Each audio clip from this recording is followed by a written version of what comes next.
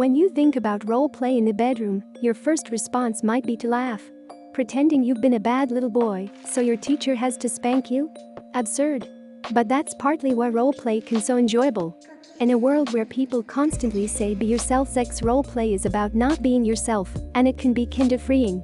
Sexual fantasies can be about transcending ourselves and feeling creative and liberated in a completely different world, free from any of the constraints of everyday life. Role play can also be a way to explore elements of bondage, discipline, domination, submission, sadism, and masochism. If that person is more dominant or submissive, it allows you space to explore what being dominant submissive is for you within the context of that character. How do I talk about role play with a partner? A great way to let your partner know about a role play dynamic you'd like to try is to introduce the role play scenario as a fantasy. Let's say you want to be the patient to a naughty nurse. The next time you and your partner are sharing sexual fantasies, tell them you've always gotten aroused by the idea of having a nurse go down on you during a routine exam, or whatever turns you on. How do we actually do the role play? Set boundaries.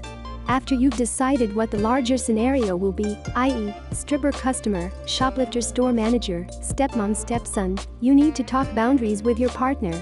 This ensures that you have the sexual experience you and your partner want. Establish safe words. If you feel like you might go heavy into the deep end of role playing, pick a safe word to let the other person know how you are and what you need more or less of without breaking character. A popular safe word practice involves the stoplight system. When your partner says green, that means they want you to keep doing what you're doing. If they say yellow, that means they're approaching their limit and you need to pull back on whatever it is that you're doing.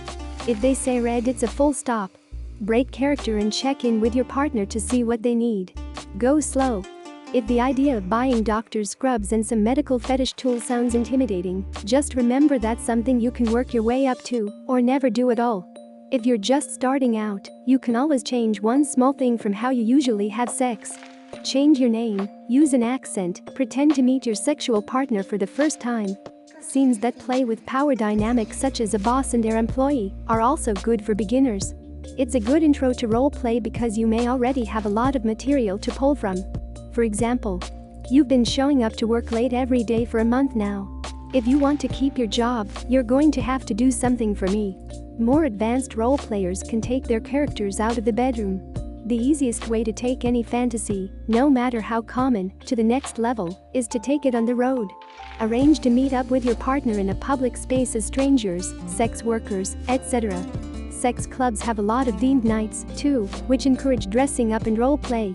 And, of course, adding a third, or fourth or fifth to your role play scenario can really enhance the scene. Need role play ideas? Try these. Teacher-student, doctor-patient, shoplifter-security guard, prison guard-prisoner, military captain-cadet, stepmom-stepstop, or any faux incest dynamic. Stuck sex, where the person being penetrated pretends to get stuck in a small area.